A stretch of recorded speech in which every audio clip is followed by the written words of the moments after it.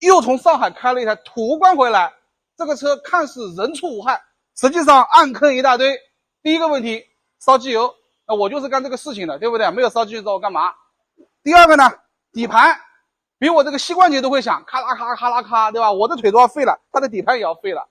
第三个呢，就是动力很差，油耗很大。我从上海开过来，这台车的油耗没有低于10个，一路高速。但是呢，我修好的那台车送回去的时候，油耗只有 7.1， 发动机油耗大，动力肯定不好，动力不好，发动机肯定不好。那我们呢，通过科学的方法，该改进的改进，该强化的强化，把这个车的所有问题一次性给它解决掉。送一个车回上海，再来上海取一个车，450米处有应急车道。本来拿个烧机油的车子，我老婆非要拉我来逛外滩，不知道这些船有没有烧机油，拉一台回去修修。终于到了，车就在这里。那个兄弟啥时候出来？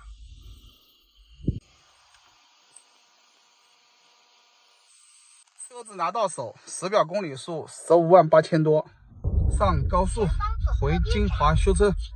你听这个声音，平面轴承顶胶肯定废了。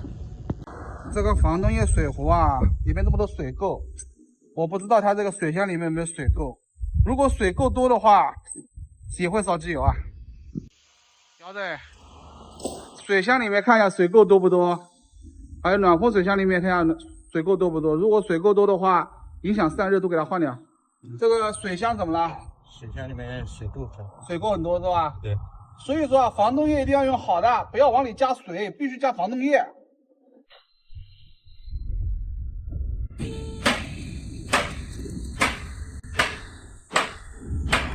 拿掉涡轮增压器，拿掉进气气管，完犊子了！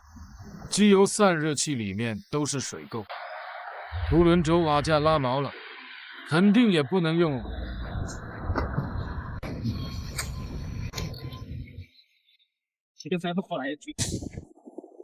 曲轴大瓦都已经磨损和拉伤了，必须换新的。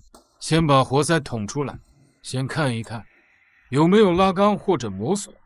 没有拉缸，但是磨损很厉害。再看看活塞环有没有对口。哎，等一下，这不就对口了吗？而且是直接对口那种。进行外加工清洗，气缸有点轻微拉伤，那就研磨一下。这个气门啊都有磨伤了，这样看可能能看到。我用指甲抠的话，上面有一个一条一条的，换掉吧。更换所有进气门弹簧啊！这个是换下来的机芯，调一下这个芯轴，给它换一个 K4的加大机芯，看着还行吧？有点卡似的，然后给它芯已经放上去了。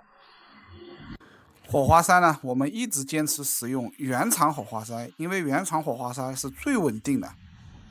前减震器和平面轴承和顶胶这俩玩意儿，它有异响啊。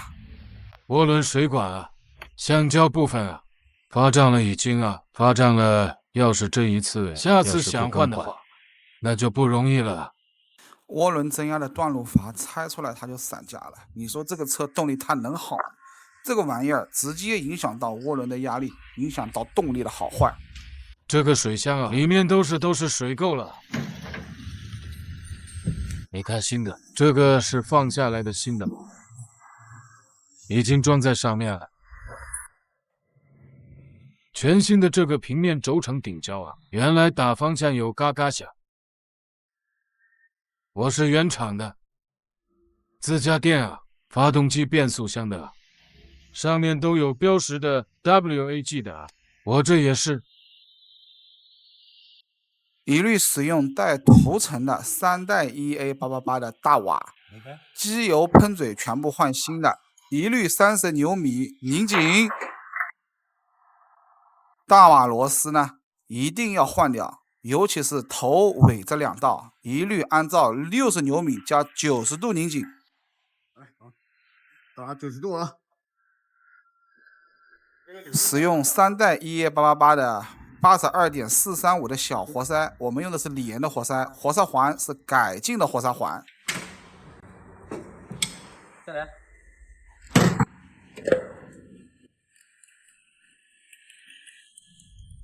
90度啊！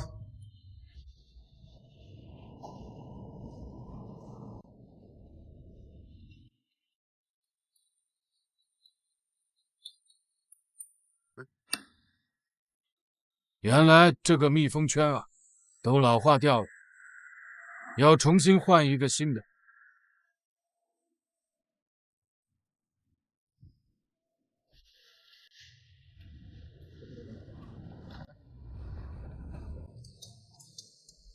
水泵必须是原厂改进版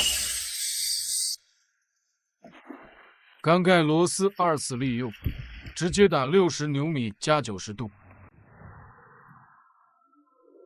机油散热器堵死了，必须换全新的。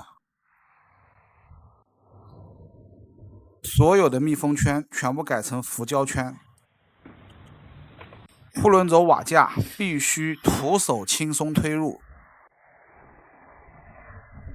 全套3代 EA888链条系统到位，再也不要担心日后链条跳齿的问题了。妈妈再也不用担心我车坏路上了。找到涡轮了，主体就完成了。更换一个全新的真空泵啊！原来那个泵啊，边上漏油漏得厉害。之前呢，因为废气阀用完了，所以拿了个原装的上去，我赶紧加工了一批啊。这个时候有我有专利的废气阀，内置撞凝机构，双重分离、双重保障，上去吧。但是这个东西呢，只是如虎添翼啊。如果你烧机油，发动机本身有问题或者涡轮有问题，那你光换这个废气阀是没有用的。发动机总装完毕啊，把这个废气阀换上我这个专利的。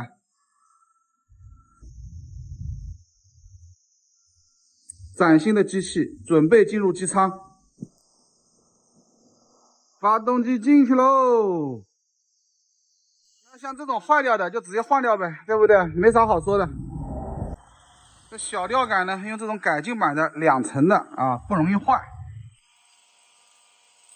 上副车架，这个空气滤芯外壳啊碎掉了，那我们给它换一个总成啊，也不贵。管线接好，各种附件装好。等一下记得先把暖风水箱换掉啊，换完以后再加防冻液。换这个暖风水箱啊，真的是比较要命啊。还好我们窑子腰力好，窑子你腰力很好，你老婆应该很满意啊。为什么要换这个暖风水箱呢？因为暖风水箱跟外面的水箱、发动机水道都是相通的。那些里面有很多水垢，暖风水箱里面肯定也是很多水垢。车主说了，暖风不是很给力，我估计是堵了。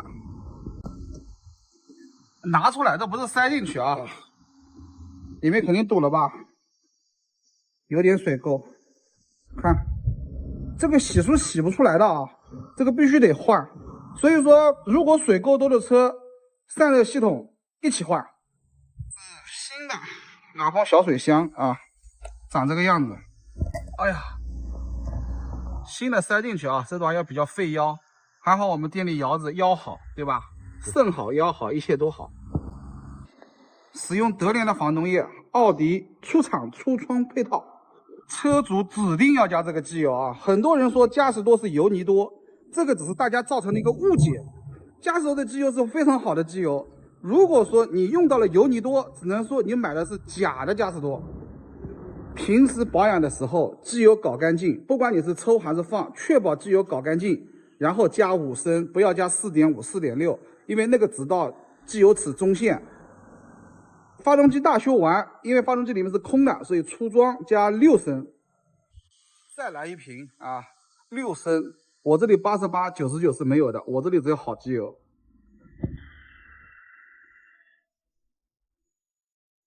油没上来，再来。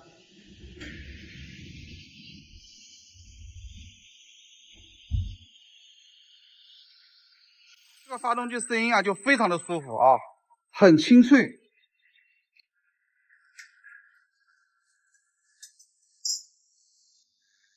动力澎湃，声浪迷人啊！今天是520啊，趁机回家哄哄老婆，顺便试个车，就当试车了，来回100公里。换了 K04的大涡轮之后呢，动力确实有很大的改观，油耗也省。刚刚高速跑下来的油耗啊，6点几，但是我估计市区跑一段肯定会上去。你看现在就又回到7点几了啊，在等红绿灯。现在试车归来，动力很猛，油耗很低，声音也很轻。因为它这个涡轮啊本身就有点漏油的，所以我们给它改了一个涡轮机芯，用的是 K04的加大的涡轮机芯，所以动力比之前更猛，油耗比理想中的更省。那回去之后呢，好好保养，定期使用符合规格的全合成机油，定期使用燃油添加剂。那么这一盒燃油添加剂就给车主放车上。这个兄弟呢很客气，我去的时候送了我一份大礼，礼尚往来，我把这一盒送给他。做到了这些之后，你的车将原力烧机油。很多车友问燃油添加剂怎么用，我个人建议呢是隔一箱油加一瓶。虽然说燃油添加剂几十块钱一瓶，是要花一点钱，但是给你省下来的油耗，给你省下来的麻烦，给你省下来的故障，物超所值。好了，这一期就到这里，点击一下关注，爱车爱熊猫修烧机油不迷路。完美交车。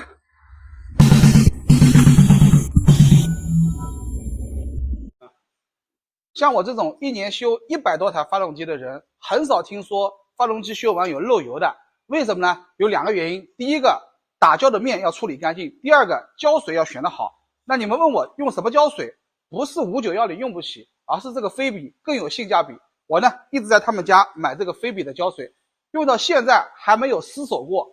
只要你修发动机的时候，面洗干净，把胶水打到位，绝对不会漏。大家可以考虑一下啊，这个菲比的发动机密封胶非常的好，而且它还给你配了这种胶头，胶头上面还带帽子。如果说你用完了，把帽子帽回去，它不会干。你看这台宁夏过来了，虽然说不是大修，换油底壳也是要打胶的。3代奥迪 Q5 换铝和精油底壳，洗干净之后按纹路打胶。这种做法，就算你想漏油都不可能。好胶配好手，男人的手要稳，手速要快。想要这款胶水的，可以在底下购物车直接点击购买。这个油底壳上去它有个角度的啊。还有这台贵阳过来的车子，虽然说它是大修，明天才把发动机装起来，我们也打算用这款菲比的胶水。这台途观大修，我们也是用这个胶水。这个胶水呢，这点好，一个是粘性好，第二个呢，它容易成型，打出来的胶线漂亮，所以我们这边很喜欢用这款菲比的胶水。这个胶水啊，不光要性能好，还要易于我们修理工操作。如果那个胶水扭来扭去，很不容易成型的，我们都不爱用。但这款胶水呢，非常的容易成型。那修理厂的兄弟赶紧下单，我一直在他们家买，而且趁现在价格也便宜，装了以后绝对不会漏。完美交车，绝对不会再漏了。